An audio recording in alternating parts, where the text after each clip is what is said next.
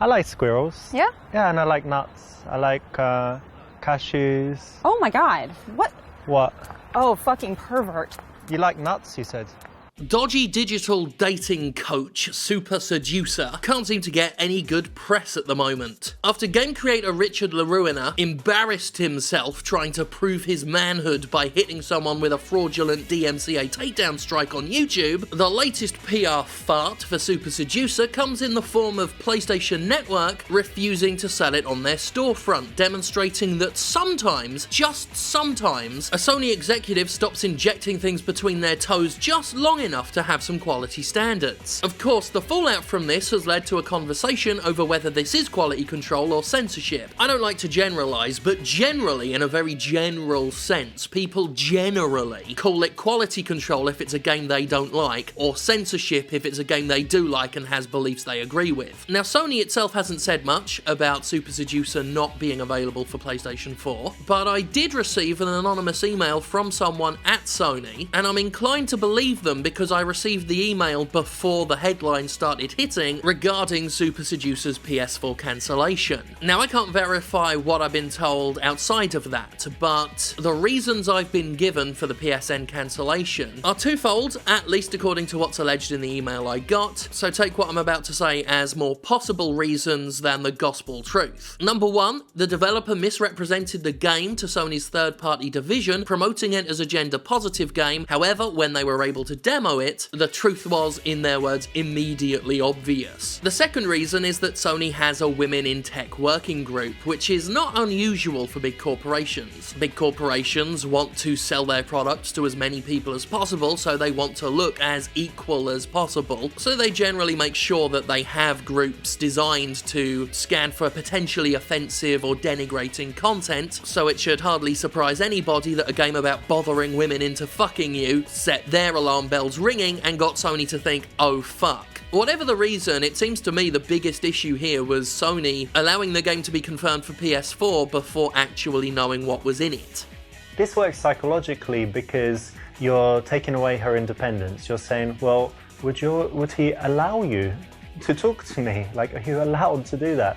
So she's going to want to say, of course I'm allowed, I do what I like, and our relationship's fine, we don't, I'm allowed to talk to other men. She's not going to want to say, actually, I'm not allowed, and I shouldn't do it because he controls me and tells me exactly what to do. So it's the right option. I dare say, had it not been approved to begin with, people wouldn't be calling it censorship or anything like that, because games get refused for sale on consoles all the bloody time for any number of bizarre and obtuse reasons. It mostly looks bad in this situation because of the appearance of something being taken away. There was a PS4 release slated for Super Seducer, and then it was gone. Whipped away before our very eyes, therefore it looks like censorship rather than a simple refusal to approve a third-party game. And seriously, had Sony just refused it in the first place, would anybody have been surprised? Is it actually a shock now? Especially for a game that's just a PR disaster, not merely waiting to happen, but constantly happening. It's only because Valve has stopped giving even the slightest of fucks that something like this looks normal on Steam. But just try and imagine Nintendo approving Super Seducer for the Switch. Just sit there and imagine a Nintendo Direct where they show Super Seducer off next to Super Smash Bros. Or that Solaire amiibo that's sold out! Bastards! I can now say I've got the dubious honour of playing Super Seducer, and while I think I'm going to save my opinions on the game itself for a future video, maybe of impressions or something, I can certainly say it's not difficult to see why Sony would look at this and not approve it for sale. For a start, it is basic Pickup Artistry 101, which is kind of abhorrent to most normal people, predominantly on the grounds that it requires treating women like dissected frogs on a school lab table. On top of that, Richard LaRuina himself is a publicity nightmare, and no sane company wants to be associated with him even a little bit. This is a guy that Piers Morgan called repulsive. Piers fucking Morgan, of all the slime in the world. So again, it should be no shock to anyone that Sony finally saw this thing, which has been getting actual mainstream newspaper attention, and wanted no bloody part in it. It's a game that, with a straight face, encourages its players to bother women, lie to them, feign interest, partake in that negging shit, all with the end goal of isolating and reeling in your prey. LaRuina himself has said in the past that he's not going to pretend that the game is anything other than a product aimed at teaching men how to, in his words, pursue beautiful women successfully, and he said he's not going to apologise for that subject matter, and that's fair enough, that's free speech at work, but ain't no one under any obligation to help you sell it. Unless you're Valve. I actually do think that Valve is duty-bound to be associated with Super Seducer. I do think it has an obligation to prominently display Super Seducer in its storefront, because Steam and Super Seducer bloody deserve each other. As for Sony, it hasn't completely gone to the fucking dogs yet and still has a reputation to maintain to the general public, so the only real shock is that there was ever a chance this was going to get to the PlayStation 4 in the first place. Let's not forget Hatred, a very mundane game that clawed a lot of attention for itself by presenting itself as the anti-politically correct game. Ooh, very edgy and hardcore. If you'll remember, it never came to consoles, and that didn't seem to matter with folks. They were too busy being angry at Valve for quote-unquote banning it because it got greenlit, and then Valve were like, we want no part of this, but again, it was that appearance of something having been taken away.